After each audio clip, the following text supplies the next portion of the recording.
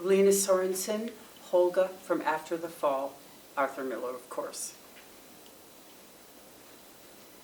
Quentin, I think it's a mistake to look for hope outside one's own self. One day the house smells of fresh bread, the next of blood and smoke. One day you faint because the gardener has cut his finger. Within a week, you're climbing over the corpses of dead children in the subway. How can there be hope if that is so?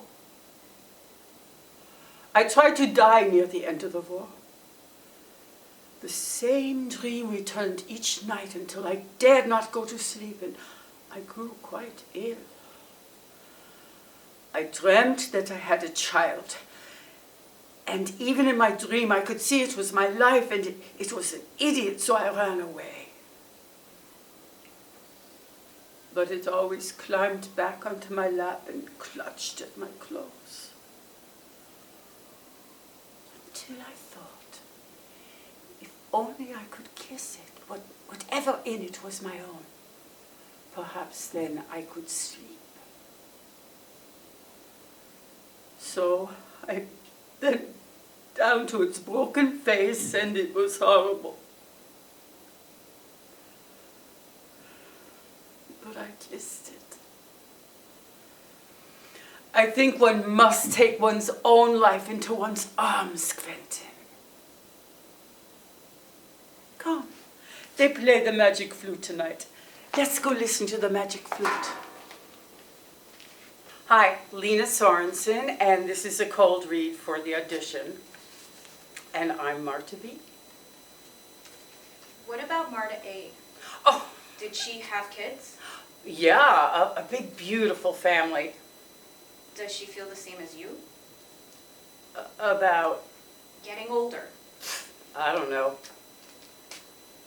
I wonder. You should ask her. You know, both of us got divorced about the same time. I mean, hers came first, mine followed shortly after. It only felt natural to leave everything behind, so we did. There are so many stories from that time. I mean, things I never could even tell you. She and I were just this force, you see.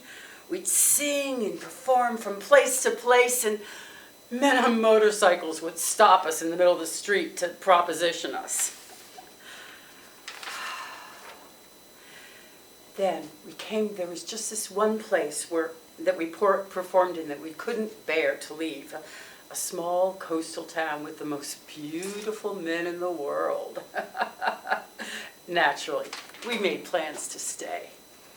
Especially Marta A. I mean, she fell in love, and unfortunately, he loved someone else.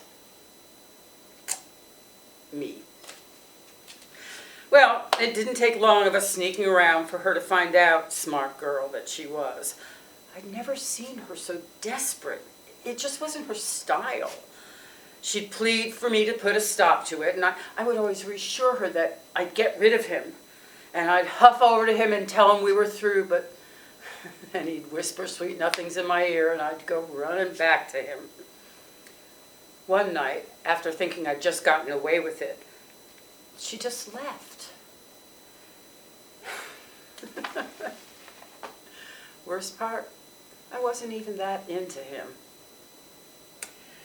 Well, things quickly fizzled out after that, after she left, and I left too. Came back to New York. You must have called her, right? Well, of course. I made a lot of attempts to get a hold of her. But I think the wound was just too fresh. Now, well, it's just been too long. I'm so sorry. Don't be. It was all my fault. All me.